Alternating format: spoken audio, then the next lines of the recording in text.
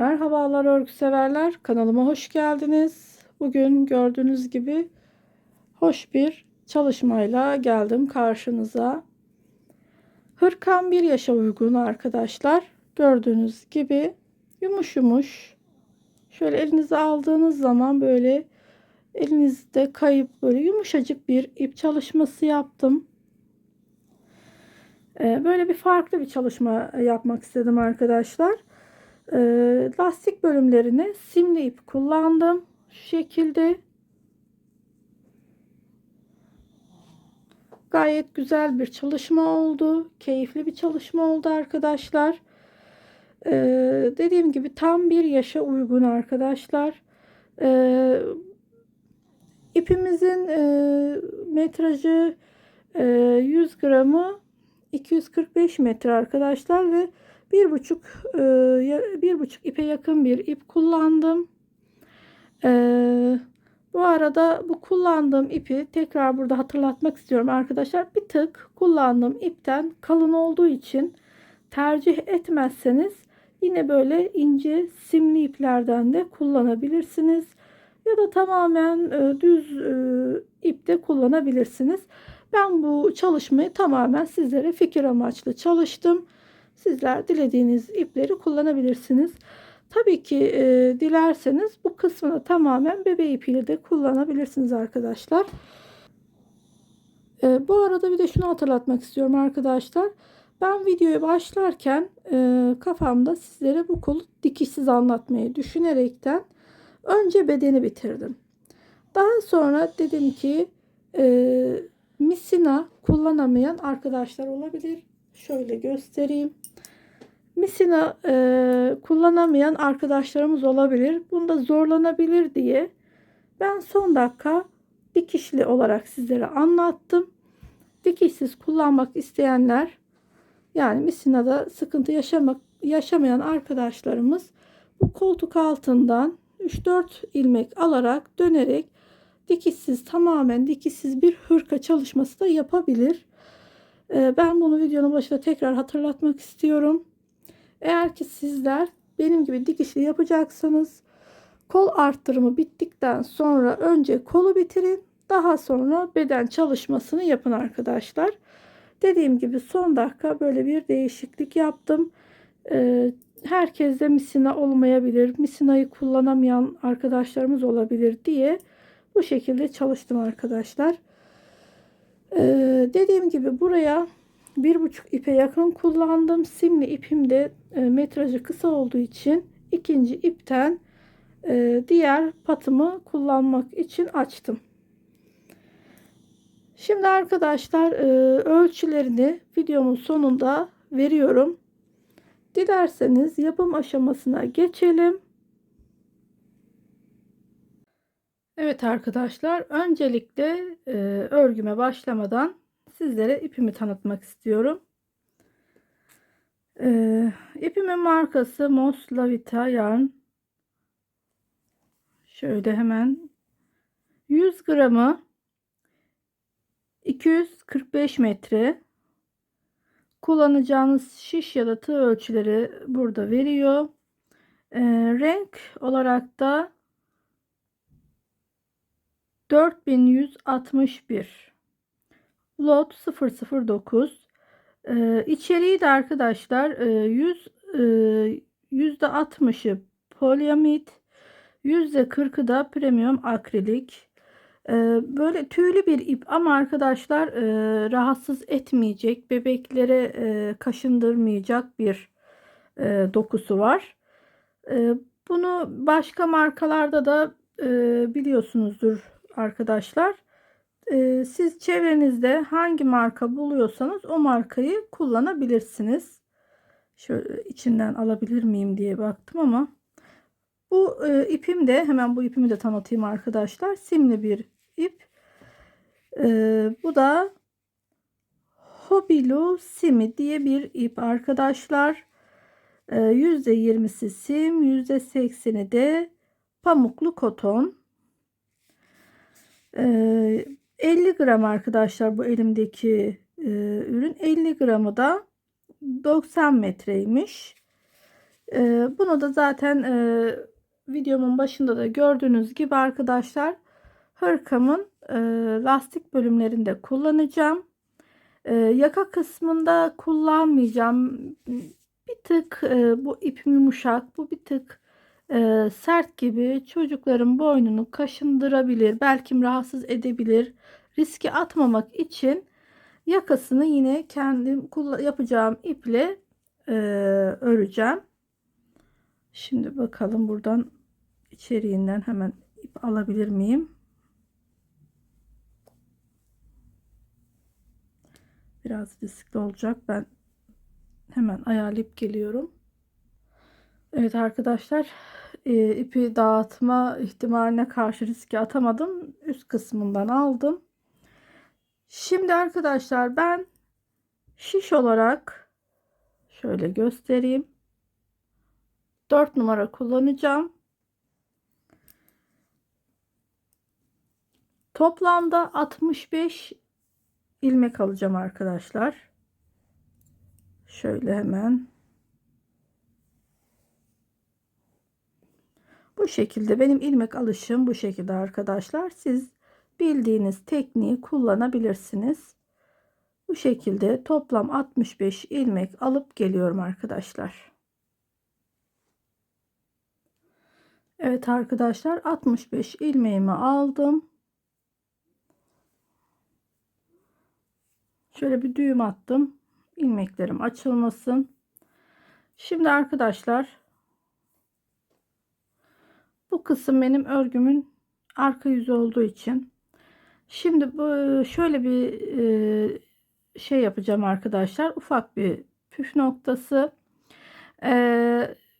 Bir ters bir düz lastik öreceğim ama her iki ilmeğimi de ön kısımdan düz duracak şekilde bu kısmı yapacağım. Çünkü hırkamızı sonradan, ön lastiklerini sonradan alacağız. Ön lastiklerimizi aldığımızda daha düzgün bir görünüm olacak. Şimdi zaten o kısmı yaptığımızda da detaylı bir şekilde göreceğiz. Şimdi arkadaşlar, ilk ilmeğimi örüyorum. Daha sonra örmeyeceğim. Şimdi burada örgümün arka yüzünde olduğum için bu iki ilmeğimi ters olarak ördüm. Daha sonra bir düz, bir düz ilmek ördüm, bir ters. Lastik çalışmamızı bu şekilde yapıyoruz. Bir düz, bir ters, bir düz, bir ters. Bu şekilde sıra başına kadar yapalım. Evet, sıra sonuna geldim arkadaşlar. Yine burada bir düz ilmek ördüm ve kalan iki ilmeğim, bu iki ilmeğimi de ters olarak örüyorum. Bu örgümün arka yüzüydü. Bu konuda aslında bazı insanlar ters kısmı daha çok sevdiği için bu tercih meselesi, ama normalde bu başlangıç ilmeğim sağ tarafımdaysa örgümün tersi, sol taraftaysa düzünde oluyoruz. Ama dediğim gibi bazen diğer kısmı da kullanabiliriz. Tabii ki bunda da bir sakınca yok. Şimdi burada ne yapıyoruz? İlk ilmeğimi örmeden alıyorum. Bu ikinci ilmeğimi de düz olarak örüyorum ve yine bir ters, bir düz olarak lastiğimi tamamlayacağım. Birkaç sıra bu şekilde öreceğim. Bu kısımda da kalan iki ilmeğimi de düz olarak öreceğim. Evet, bu şekilde devam edelim.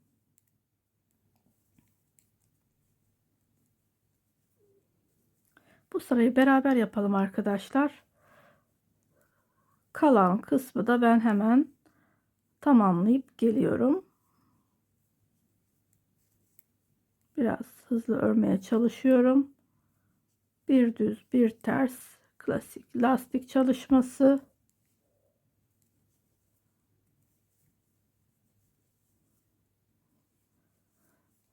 İp Gerçekten yumuşacık.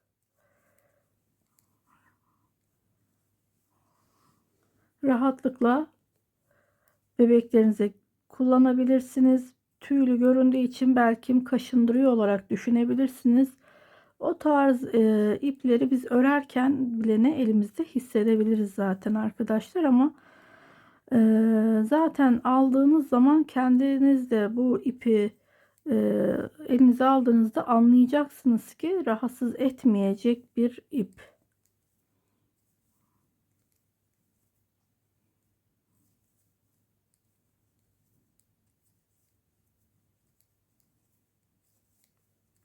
Evet, sıra sonuna geldim.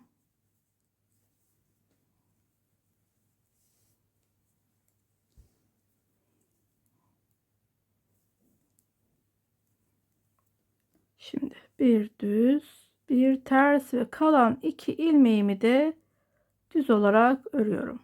Yani bu 2 ilmeğimi arkada ters olarak hem başta hem sonda olan ilmeklerimi ön tarafta da düz olarak öreceğim. Birkaç sıra öreyim. Ya 6 sıra ya 8 sıra yapacağım. Önce örüp net olarak size sıra sayısı vereceğim. Evet arkadaşlar, bir ters bir düz lastik çalışmamı tamamladım. Toplam 8 sıra yaptım. Şu şekilde de baktığımızda arkadaşlar anlaşılıyor. 1 2 3 4 5 6 7 8. 8 sıra yeterli. Lastiğimizin şöyle ölçüsüne de baktığımızda yaklaşık 2,5 santim kadar yaptım. Bu arada hemen ilmeklerimin yerlerini de belirlemiş oldum. Şimdi arkadaşlar, daha sonradan ön lastiklerimizi alacağımız için burada pat çalışmamız olmayacak. Ön taraflara 10 ilmek ayırdım. Arttırma ilmeklerimizin arasında bulunan sabit ilmeklerimiz 2 ilmek. Kola 9 ilmek. Tekrar araya 2 ilmek. Arka tarafa 19 ilmek. Yine burada 2 ilmek arttırma bölümü. Kolumuz için yine 9 ilmek.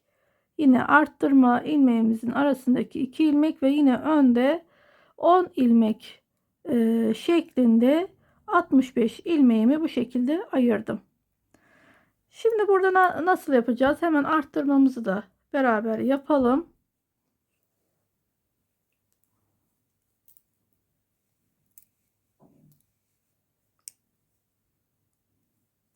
İlk ilmeğimi örmeden aldım.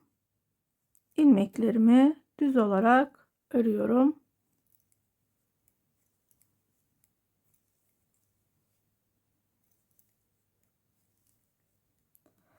Şimdi arkadaşlar, bu arada 2 ilmeğim var.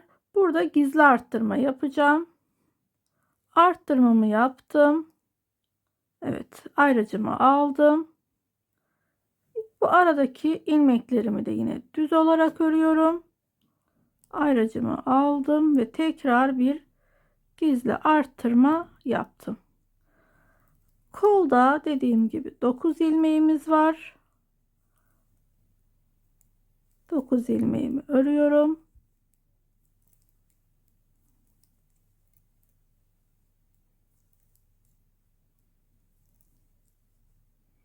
Evet, tekrar arttırma bölümüne geldim.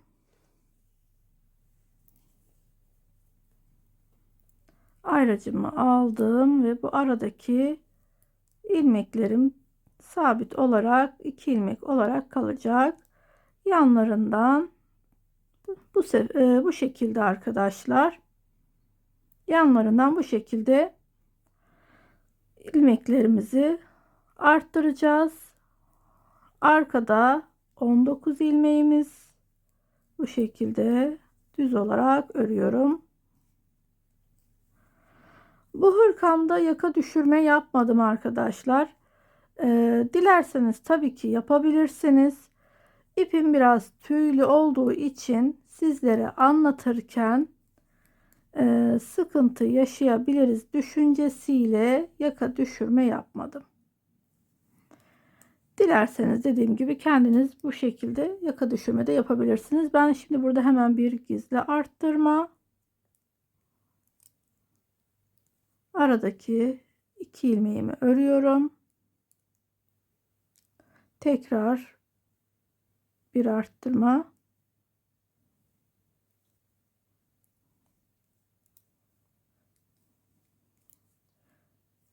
Kolumuzun ilmek sayılarını örüyorum.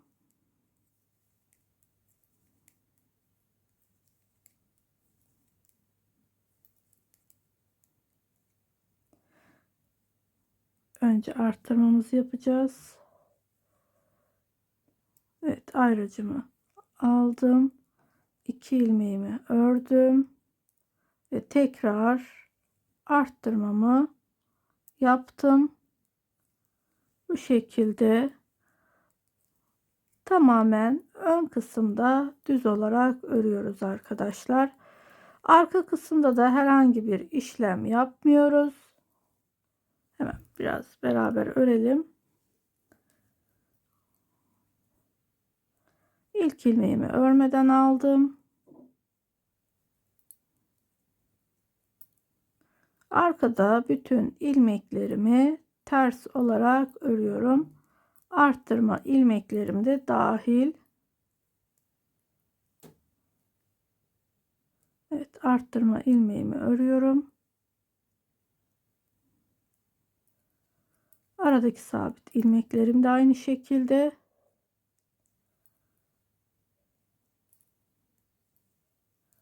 Bu şekilde bu sırayı tamamlayalım. Evet arkadaşlar, örgümün ön yüzüne geldim. Aynı şekilde yine arttırmalarımızı yapıyoruz. Arttırmam bitene kadar ayracı aradan almayacağım arkadaşlar bu kısımlardan. Çünkü ipimiz tüylü olduğu için bu arttırma yaptığımız yerleri şaşırabiliriz. Bu şekilde devam edelim. Evet, yine burada arttırmamızı yapıyorum. 2 ilmeğimi ördüm ve tekrar burada arttırma işlemimi yapıyorum arkadaşlar. Herhangi bir örnek çalışması olmadığı için arkadaşlar, robamızın istediğimiz ölçüye gelene kadar biz bu şekilde önden beden arttırmalarımızı yapacağız. Arkadan herhangi bir işlem yapmadan bütün ilmeklerimizi ters öreceğiz.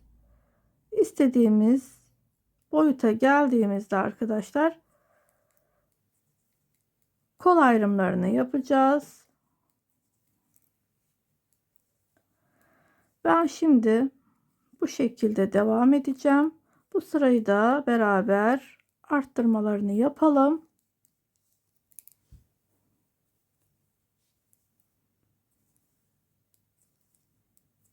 Arka ilmeklerimi örüyorum.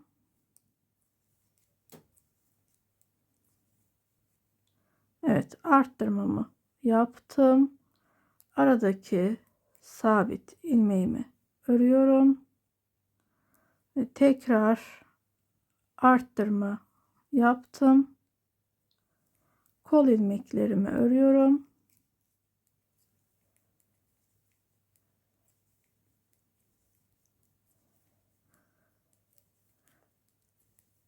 Evet, arttırma yapıyorum.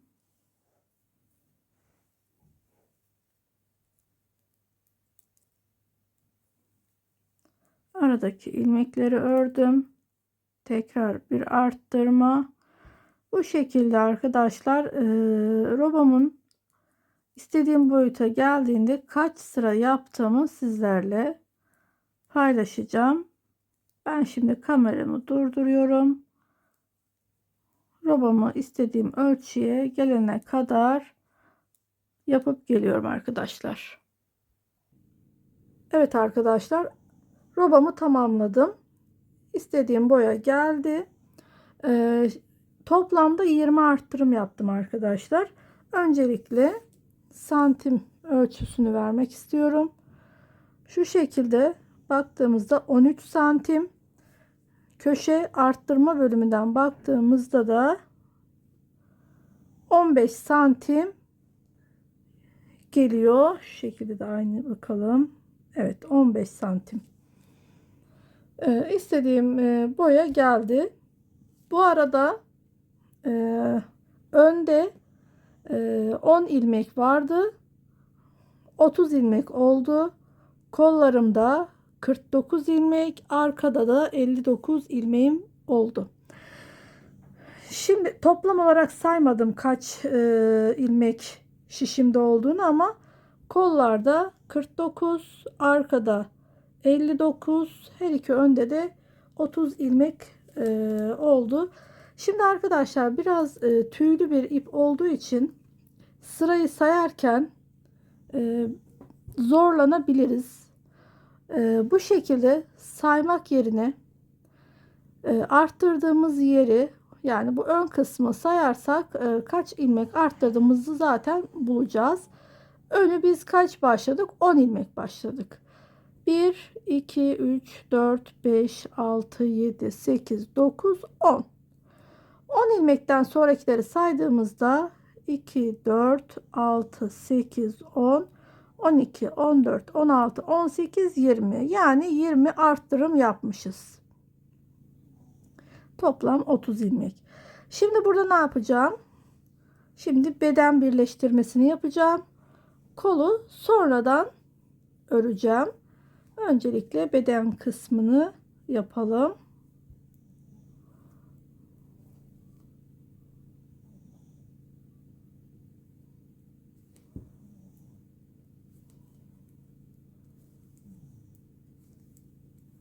Ben şimdi bu şekilde kol kısmına kadar geliyorum.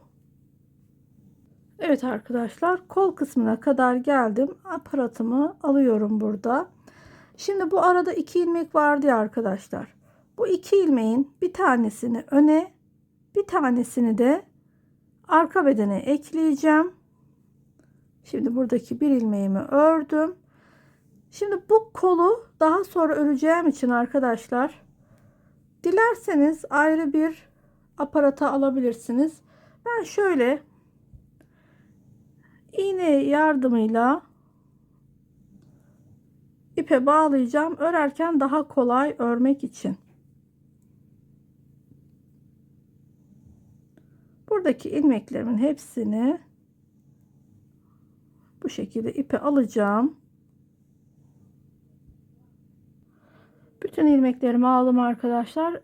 Burada da yine ayrım ilmeklerin arasındaki bir ilmeği kola ekledim. Diğerini de bedene ekleyeceğim.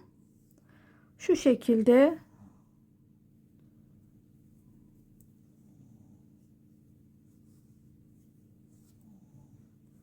şimdi arkadaşlar hemen şöyle bir düğüm atacağım.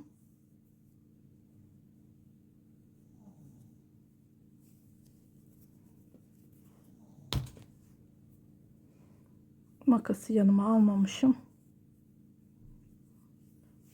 Şu şekilde düğümlesem de olur. Maksat ilmeklerimiz kaçmasın. Şimdi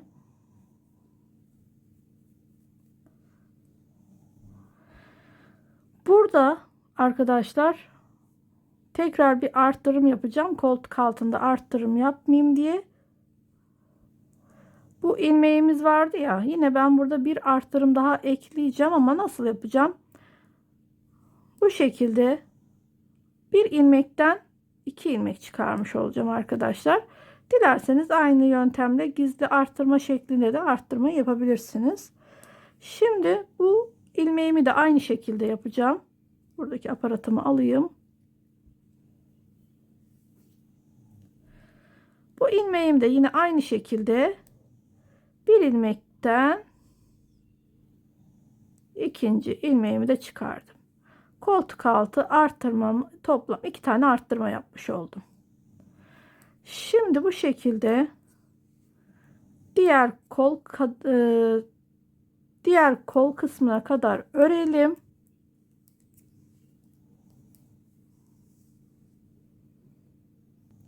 Evet arkadaşlar, diğer kol kısmına geldim.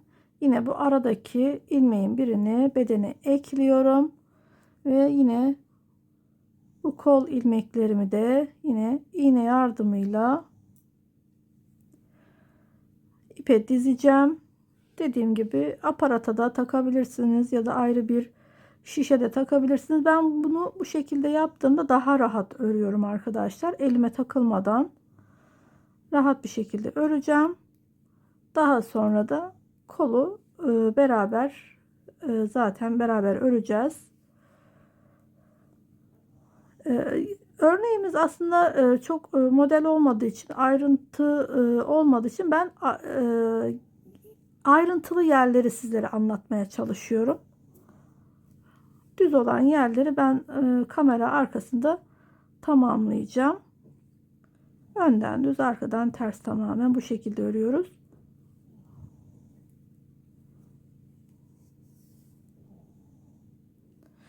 Evet, buradaki yine arttırma ilmeğimizin arada olan iki ilmeğin birini yine kola ekliyorum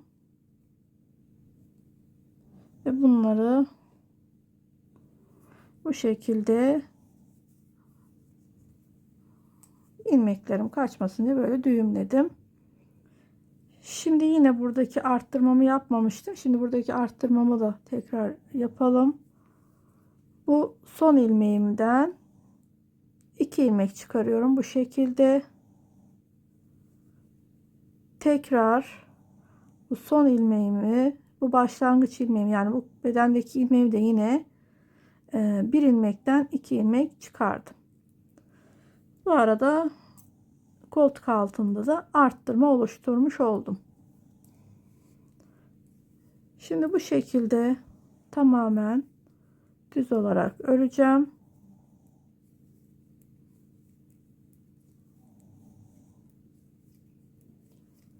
Şimdi arka kısımda da ters olarak öreceğim. Herhangi bir model çalışmamız yok.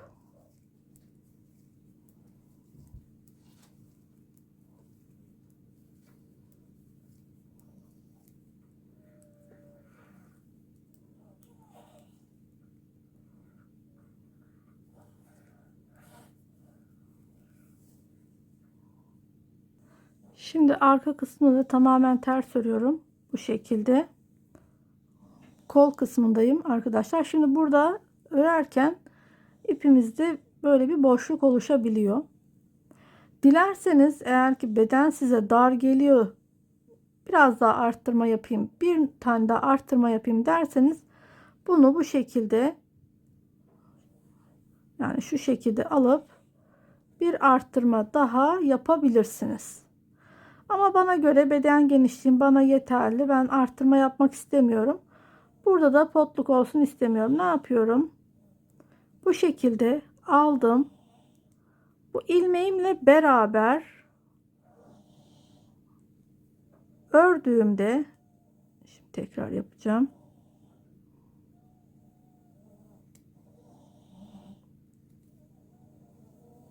Gördüğünüz gibi hem buradaki bolluğu aldım, hem de artırma yapmadan düzeltmiş oldum arkadaşlar. Dediğim gibi o boşluğu isterseniz bir ilmek daha ekleyip, yani koltuk altında 3 tane arttırma yapmış olursunuz. Bana göre beden genişliğim bana yeterli. Ben yapmayacağım. Şimdi bu şekilde ters olarak örmeye devam ediyorum. Arkadaşlar oğlum uyuyor. Umarım sesi gelmiyordur. Gece devam etmek zorundaydım. Başlangıcını sabah yaptım ama şu an gece koltuk altı kısmını anlatıyorum. Tabii ki videoyu durduruyoruz. Bu videolarımız, yani bir saatlik videomuz bir saatte olmuyor tabii ki. Günlerimizi alıyor. Sabahki çekimde çocuğum okulda olduğu için sorun olmuyor ama şu an gece uyuttum. Onun için horultu sesi gelebilir. Kusura bakmayın.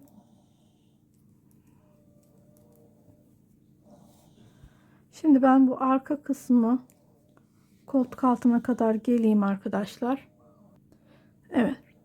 Evet arkadaşlar, diğer kol kısmına geldim. Yine aynı şekilde buradaki bolluğu bu şekilde alıyorum. Şu şekilde de yapabiliriz. Zorlanırsak bu şekilde de ters örebiliriz arkadaşlar. Buradaki bolluğu da almış olduk. Şimdi ben sıra başına kadar örüp geliyorum. Evet arkadaşlar. Şimdi bu şekilde gördüğünüzde buradaki boşluk sizi şaşırtmasın arkadaşlar. Çünkü biz ön patımızı yapmadık. Onun için yakamız birleşmiyor. Ama bittikten sonra örgümüz, ön lastiklerimizi yaptığımızda bu şekilde üst üste binecek. Burada ilmek alarak yapacağız daha sonra. Etek kısmına kadar bu şekilde önden düz, arkadan ters. Artık herhangi bir arttırma yapmıyoruz, eksiltme yapmıyoruz. Yeteri boya geldikten sonra etek lastiğini beraber yapacağız. Daha sonra da kol çalışmamızı da birlikte yapacağız. Evet arkadaşlar, yeteri boya kadar ördüm. Şimdi bakalım kaç santim kadar örmüşüm. Şu şekilde arka ortasından ölçtüğümde yaklaşık şöyle 30,5 santim, 31 santime yakın örmüşüm. Bu bizim için yeterli. Lastiğimizi de yaptığımızda tam istediğimiz boya gelecek. Koltuk altından sonra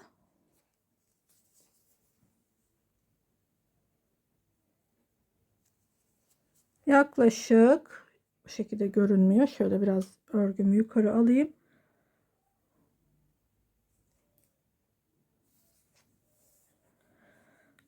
Yaklaşık 19,5-20 santim civarında olmuş. Bu bizim için yeterli. Şimdi burada lastiğimizi örerken arkadaşlar ip değişikliği yapacağım. Videonun başında iplerimi tanıtmıştım. Bu simli ipten lastik bölümünü öreceğim.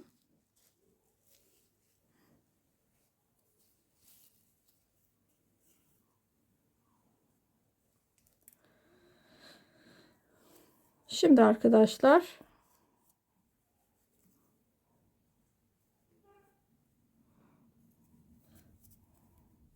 şöyle biraz ip bırakacağım. Daha sonra düğümlemek için burada ilk ilmeğimi örüyorum. Şimdi burada bir düz bir ters lastik yapacağız. Klasik lastik çalışması. Şöyle yapalım. 2 ilmeğimizi yanlarda düz olsun arkadaşlar. İlmek alacağız ya. Bize kolaylık olsun. Bu 2 ilmeği düz örmüş oldum. Şimdi bir ters bir düz, sıra başında denk gelecek mi bilmiyorum ama bu şekilde örmek istedim. Evet. İp değişikliği yaptım. Dilerseniz burada şiş numarasını da küçültebilirsiniz. Şimdi şu şekilde, şimdi ben düğümleyeyim yine de.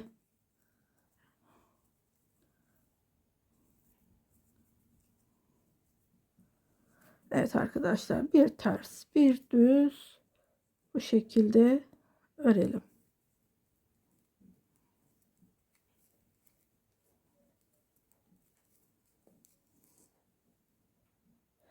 Sıra sonuna geldim arkadaşlar.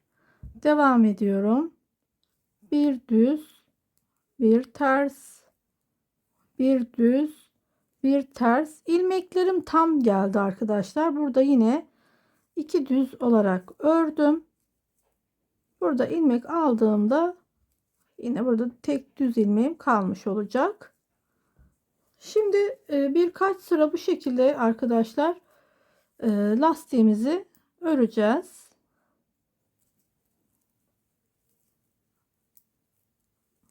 Evet, bir düz bir ters.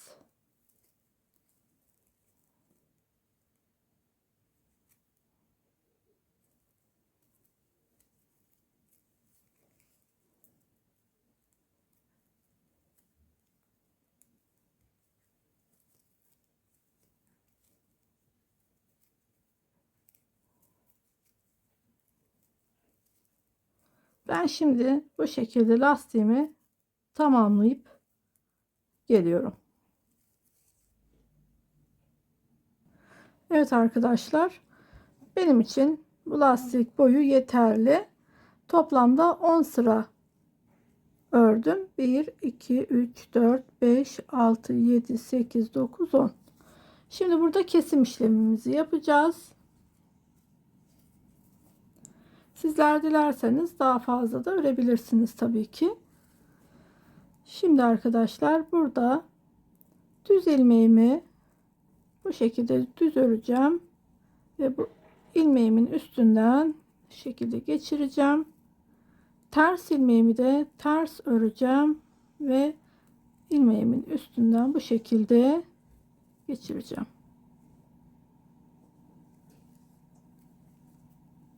Evet, düz ilmeğimi düz ördüm.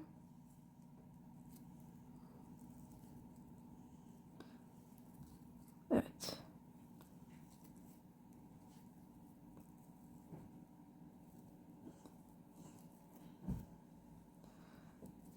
Düz ilmeğimi düz örerek kesim yapıyorum. Ters ilmeğimi de ters örerek kesim yapıyorum arkadaşlar.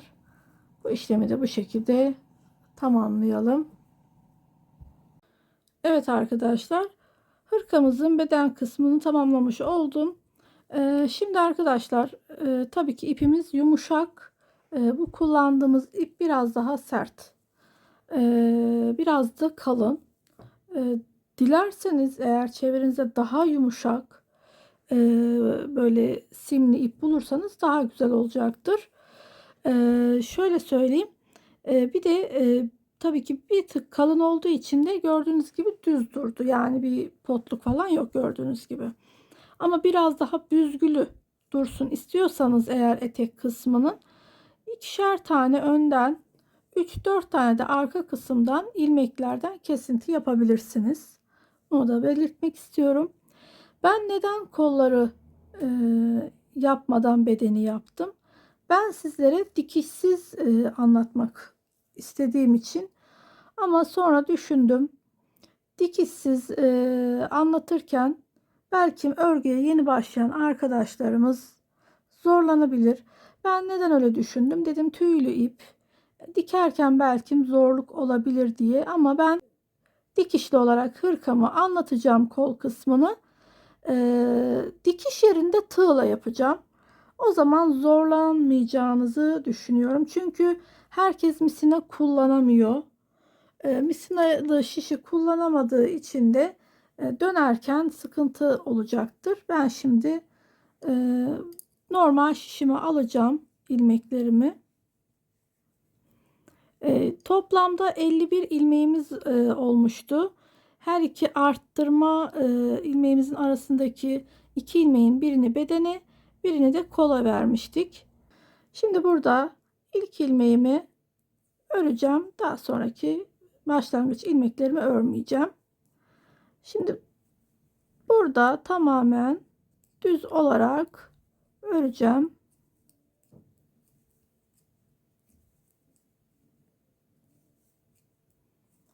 Eğer siz de yine dikişli yapmak isterseniz arkadaşlar, önce kolları bitirdikten sonra da bedene geçebilirsiniz.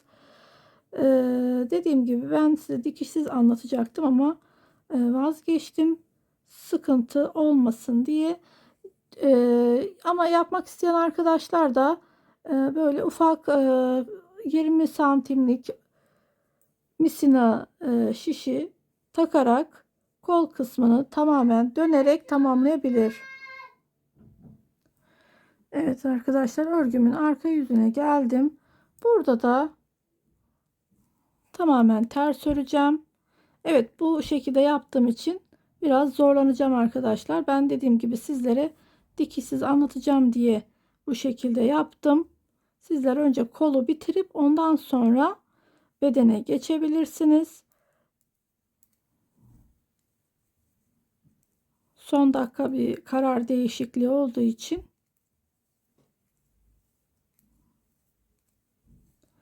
Şimdi bir miktar bu şekilde arkadaşlar öreceğiz. Önden düz, arkadan ters olarak kol boyumuzu bu şekilde tamamlayalım.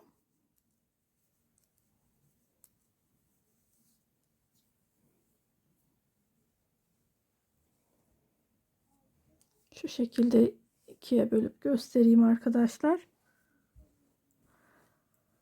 Gördüğünüz gibi arkadaşlar, herhangi bir örnek olmadığı için önden düz, arkadan ters, belli bir boya geldikten sonra yine lastik kısmını beraber yapalım.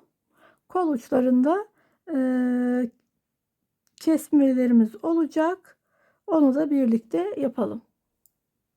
Evet arkadaşlar, kol boyunu da yeteri kadar ördüm. Şu şekilde yaptığımızda da kol boyu yeterli. Şimdi lastik kısmına geçeceğim. Evet arkadaşlar, şimdi ipimi düğümledim. Şimdi arkadaşlar, burada 51 ilmeğimiz vardı. Tekrar bir sayalım. 2, 4, 6, 8, 10, 12, 14, 16, 18, 20, 22, 24, 26, 28, 30, 32, 34, 36, 38, 40, 42, 44, 46, 48, 50, 51. Şimdi biz buradaki 51 ilmeği 10 tane ilmeği burada keseceğiz ve 41 ilmeğimiz elde etmiş olacağız. Birazcık lastik kısmını toparlamasını istediğim için. Şimdi arkadaşlar, burada yine bir ters bir düz tekniği uygulayacağız. İlk ilmeğimi düz yaptım. İkinci ilmeğimi ters olarak yaptım. Şimdi burada düz ilmekleri örerken kesme işlemini yapıyorum. Şimdi birinci kesmemi yaptım. Yine bir ters, bir düz, yine bir ters çalıştım ve bu düz ilmeğimde ikinci kesmemi oluşturdum. Yine şimdi bir ters ördüm, bir düz ördüm, bir ters ördüm. Bu düzün ikisini bir alıp keserek yaptım arkadaşlar. Üçüncü ilmeğimi kestim. Bir ters, bir düz, bir ters. İki ilmeğimi birlikte düz olarak kestim. Yine bir dördüncü ilmeğim oldu. Bir ters, bir düz, bir ters. Şimdi burada beşinci ilmeğimi kestim. Yani 3 ilmekte bir kesim işlemimi yapıyorum. Altıncı,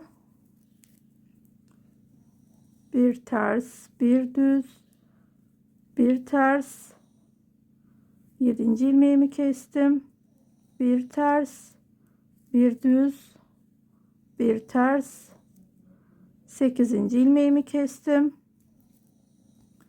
Bir ters, bir düz, bir ters. Dokuzuncu ilmeğimi kestim. Tekrar bir ters, bir düz, bir ters ve 10. ilmeğimi kestim arkadaşlar. Burada 41 ilmeğe ulaştım. Şimdi burada toplam aynı etek lastiğinde olduğu gibi 10 sıra lastik çalışmamızı yapalım.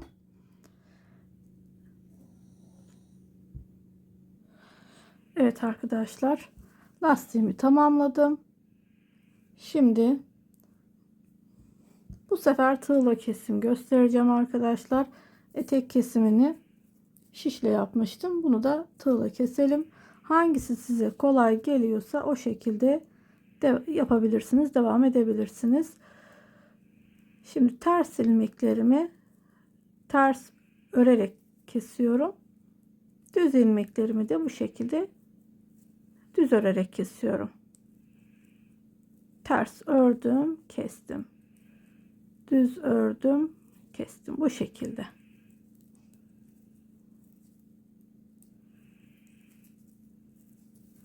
Şimdi ben bu kesimi tamamlayayım arkadaşlar. Kol birleştirmesini beraber yapalım. Kol kısmını birleştireceğiz. Şimdi ne yapmıştık arkadaşlar? Bu son zinciri alıyorum.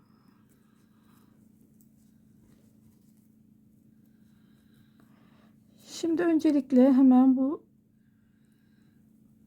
kısımdan bu ilmeğimi buradan çıkaracağım.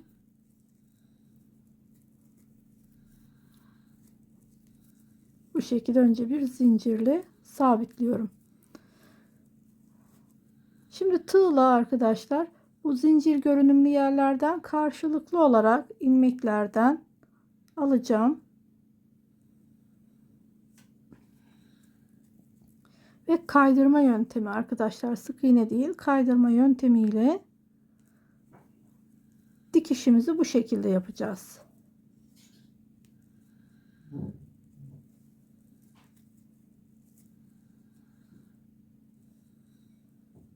Şimdi lastiği bu kendi rengindeki iple yaptım. Şimdi burada ne yapıyoruz?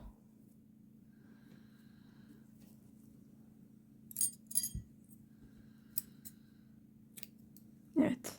Arkadaşlar şimdi kullandığım ip metrajı az olduğu için yetmedi. İkinci ipten açacağım. Çünkü bu ön patımıza yeterli gelmeyecek.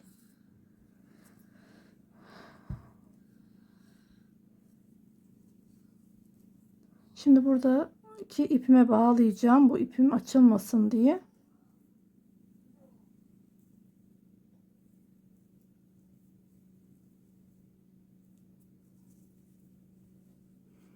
Daha sonra ben bu ipimi yürüteceğim arkadaşlar. Gizleyeceğim. Şimdi burada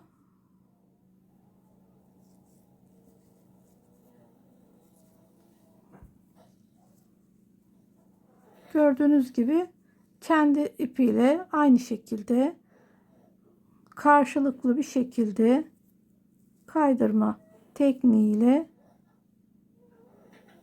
dikişimi tamamlıyorum.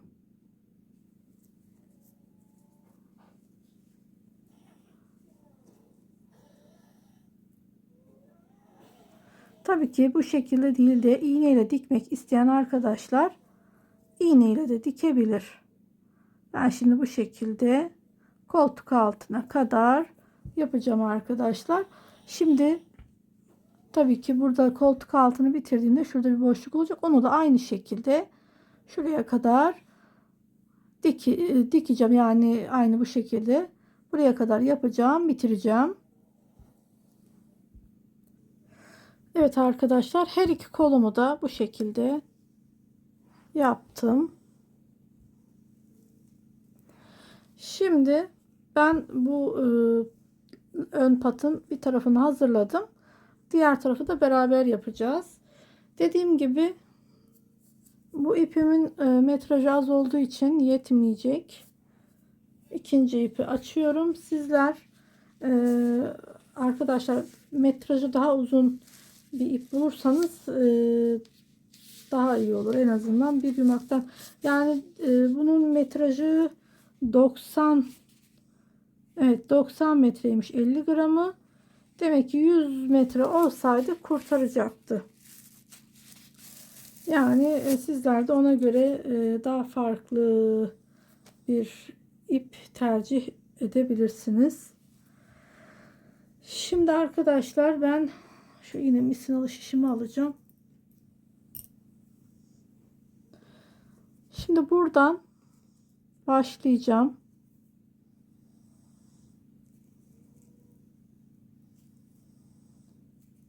İlk ilmeğimi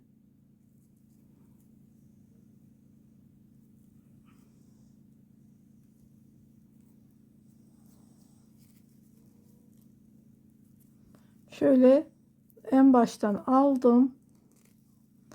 Bu arada ilmek alırken arkadaşlar bu ipi de yürüteceğim. Çünkü düğümü atmam biraz zor olacak. Burada atarsam da kötü bir görüntü olacak. Potluk oluşturacak çünkü. Şu şekilde her ilmekten, şimdi şunu şu şekilde bu sefer alıyorum. Bu sefer aldığımda da arkadaşlar şöyle araya ipi yürütüyorum.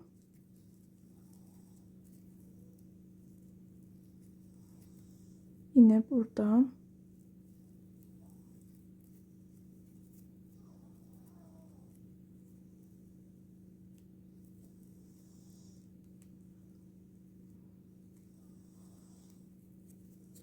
bütün ilmeklerden, bu kenardaki zincir görünümlü bütün ilmeklerden tek tek alacağız arkadaşlar. Ben şimdi tığla bu şekilde yaptım ama buradan sonrasını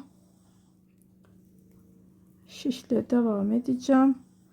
Sizlere kolayca anlatabilmek için bu şekilde tığla gösterdim.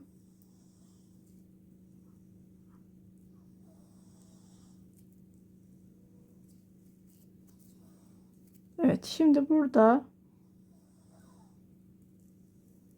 bütün ilmeklerimi tek tek alacağım. Bu sefer de yapalım, yeterli. Kalan ipi kesebiliriz. Tüylü olduğu için tam anlaşılmıyor olabilir ama elinizde zaten hissedeceksiniz. Her ilmeğe birer tane bu şekilde ilmek çıkarıyoruz.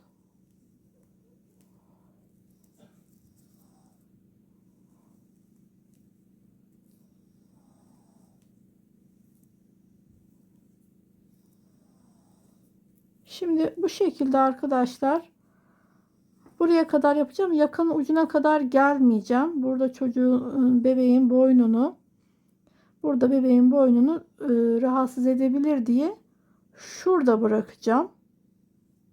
Şimdi ben bu şekilde ilmeklerimi alıp geliyorum. Evet arkadaşlar, gördüğünüz gibi tam boyun kısmına gelmedim. Lastiğin şu şekilde yapayım. Fazla gitmişim. Burada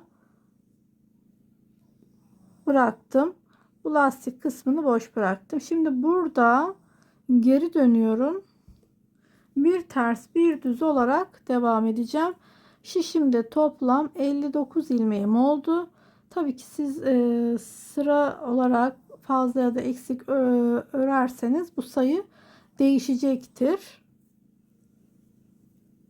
Şimdi burada bir ters bir düz olarak öreceğim.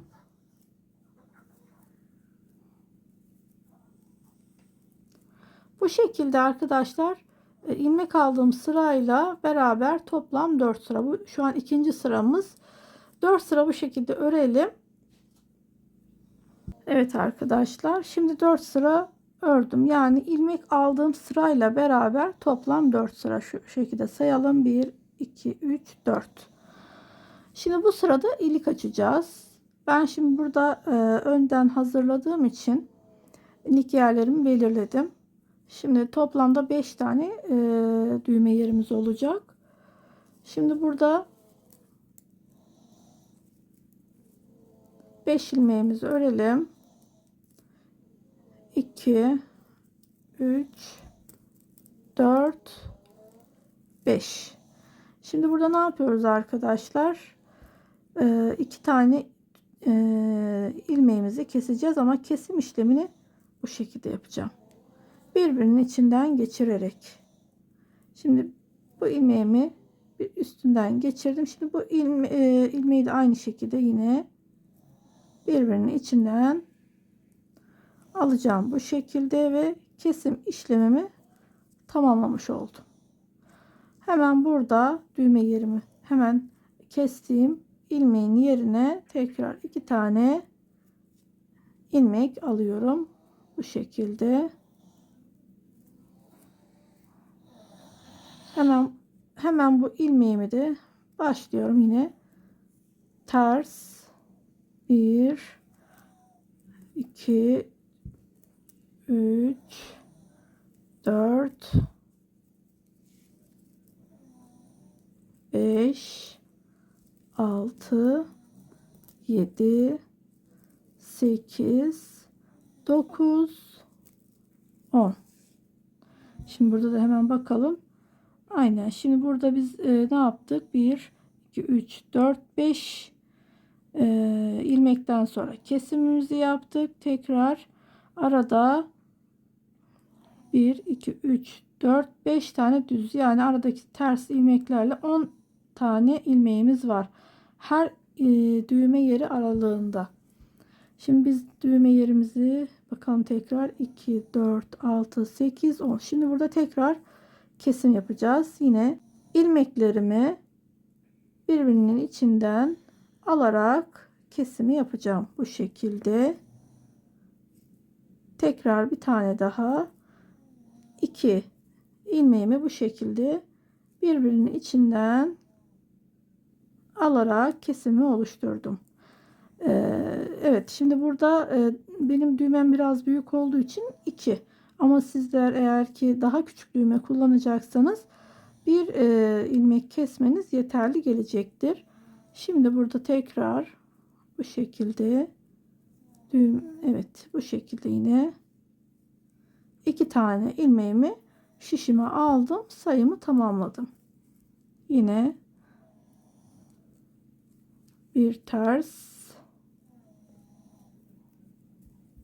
öremedim. Buradaki ilmeğimi bir düzelteyim.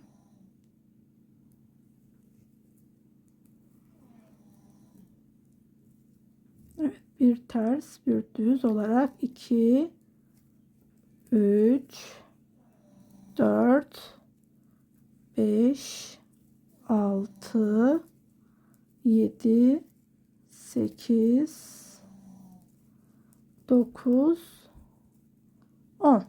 Yine aynı işlemi bu şekilde yapalım arkadaşlar. Evet arkadaşlar, şimdi örgümün arka yüzüne geldim.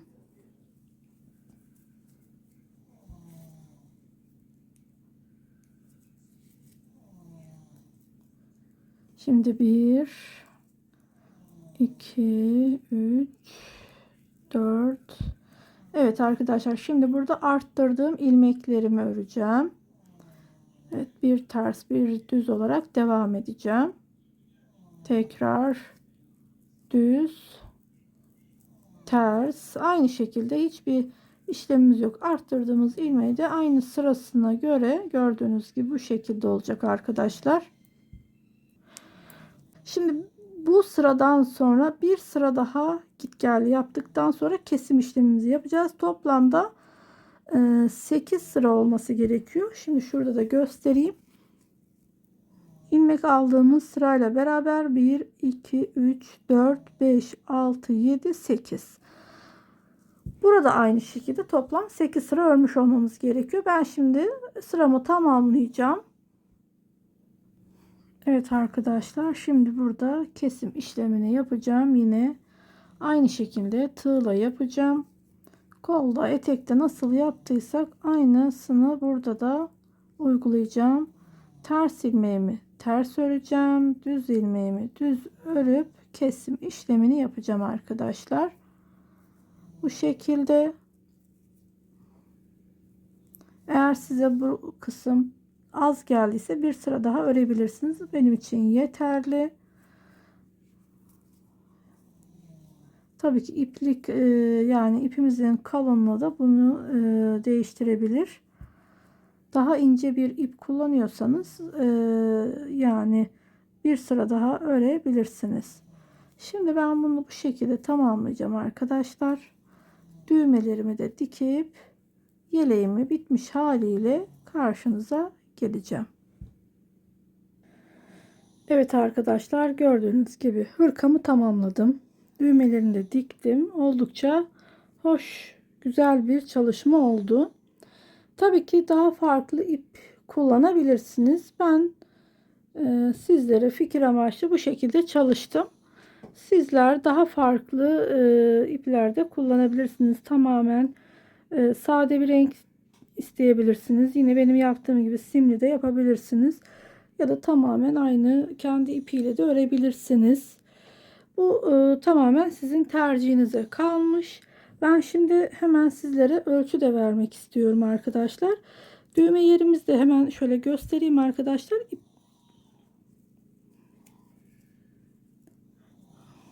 Yani düğmem de büyük olduğu için yeterli geldi. Gördüğünüz gibi kolaylıkla çıkıp tekrar takabiliyoruz.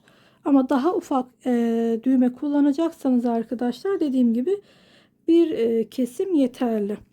Şimdi hemen ölçüde alalım.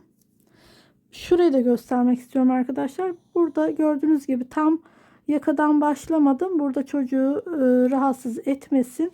Çünkü ben sizlere burada anlatım yaparken yaka düşürme yapmadım. Yaka düşürme yapmadığım için bu da tamamen bu kısma kadar da patı başlasaydım çocuğun boynunu rahatsız edecekti. Tüylü ipte size anlatımı biraz zor olabilir diye bu şekilde çalıştım. Şöyle hemen arka ortasından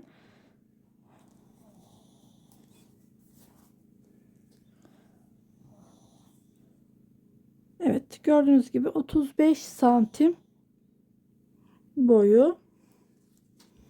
Enini hemen şöyle koltuk altından yaklaşık 29,5-30 santime yakın geliyor. Şöyle zaten yumuşak bir ip arkadaşlar, gördüğünüz gibi 29 santim diyelim. Şöyle kol evinden ölçtüğümüzde 17 santim. Kolumuzu şu şekilde yapalım. Omuzdan ölçtüğümüzde 34 santim. Koltuk altından ölçtüğümüzde 21 santim geliyor arkadaşlar. Buradan da bu şekilde baktığımızda 22 santimde, şöyle biraz daha kameraya doğru getireyim, 22 santimde bu şekilde arkadaşlar. Tam bir yaşa uygun, hatta 1,5 yaşa kadar da rahatlıkla giydirebileceğimiz boyutta oldu. Bu şekilde. İpin dokusu da o kadar yumuşak ki arkadaşlar, bu yani çok esnek, çocukları rahatsız etmeyecek bir ip çalışması yaptık. Bir yumuşacık bir ip oldu arkadaşlar. Gerçekten ben örmeden önce biraz tüylü gibi gördüm. Ama örerken de hissedeceksiniz ki çocukları rahatsız etmeyecek bir ip. Zaten koton içerikli bir ip olduğu için de rahatsız etmeyeceğini de söylemiştim. Bu arada arkadaşlar, kullandığım ikinci ipimden bu kadar kaldı. 1,5'a yakın ip gitti. Dediğim gibi benim bu simli ipin metrajı biraz az olduğu için ikinci yumaktan açtım. Biraz da diğer ipe göre bir tık da kalın. Bunu da belirtmek istiyorum. Sizler daha farklı içerikli ip tercih de edebilirsiniz. Bunu da tekrarlamak istedim. Arkadaşlar, şimdiye kadar videomu izlediyseniz, kanalıma da abone değilseniz abone olarak, beğeni ve yorum yaparak da destek verebilirsiniz. Zil butonunu da aktif hale getirirseniz paylaştığım bu tarz videolarımdan haberdar olabilirsiniz. Bir başka videoda görüşmek üzere. Hoşça kalın.